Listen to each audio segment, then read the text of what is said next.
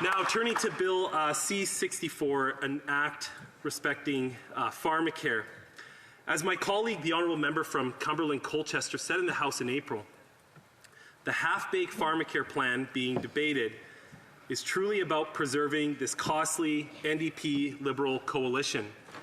In order to ensure that this coalition survives the next fixed election date so many members can lock in their pensions, the NDP has agreed to a Pharmacare plan that covers only 2 categories of drugs while costing $1.5 billion and adding even more bureaucracy and gatekeepers to the already extremely bloated federal government. 97.2% of Canadians already qualify for some form of prescription drug coverage. It is important that we work to ensure the 1.1 million Canadians without coverage can access Pharmacare, but this proposed system would leave them woefully underinsured and no better off. In the context of British Columbia, we already have coverage for contraceptives through our provincial government.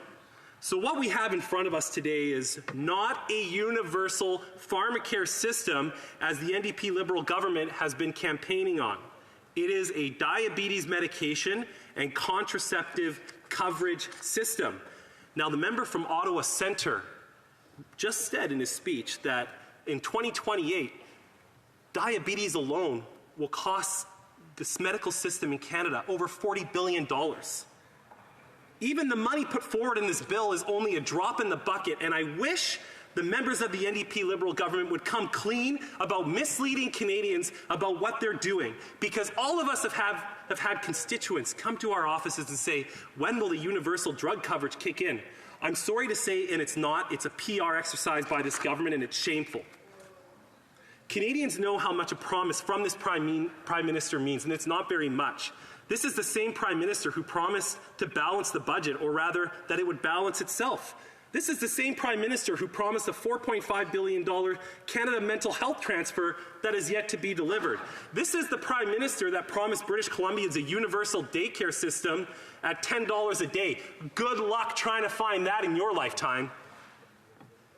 This is the same Prime Minister who promised that interest rates would stay low for a very, very long time, right before spending more money than any government in Canadian history and driving interest rates higher than they've been in decades. This is the same Prime Minister who has led to all of our GST payments on every purchase we make in Canada solely servicing the federal debt. Let that sink in. Every time you buy something, the taxes that you pay is only paying for the mistakes of Justin Trudeau.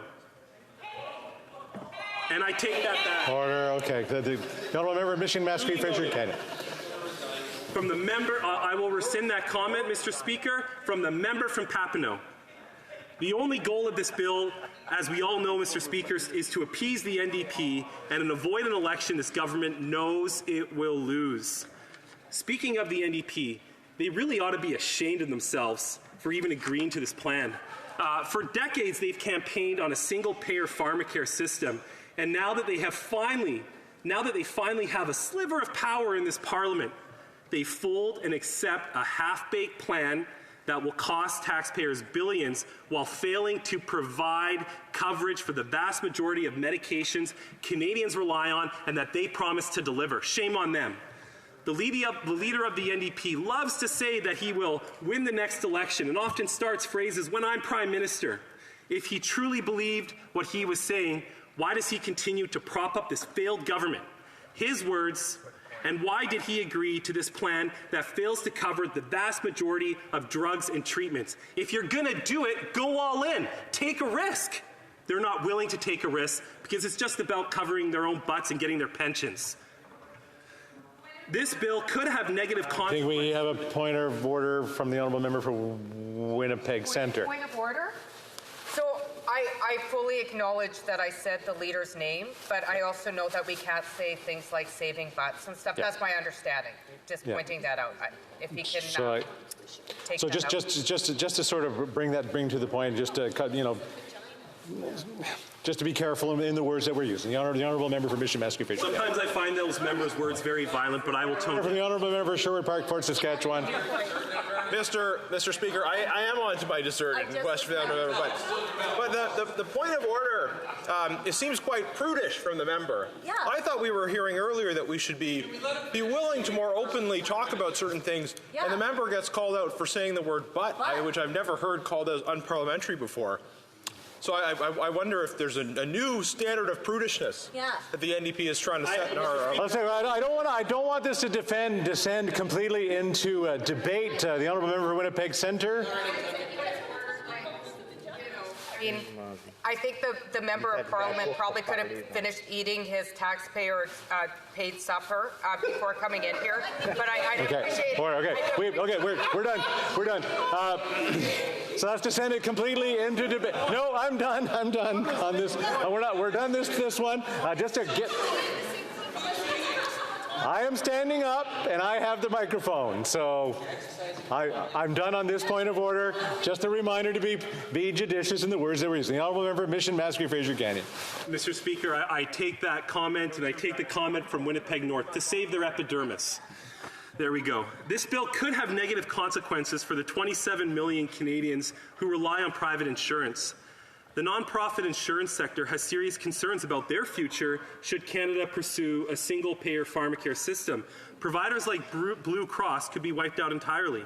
As usual, this government tabled this bill without consulting a single stakeholder in the private and non-for-profit insurance industry. Killing private and non-for-profit insurance will be devastating for millions of Canadians. Across the country, private coverage is, on average, 51% more extensive than provincial public counterparts.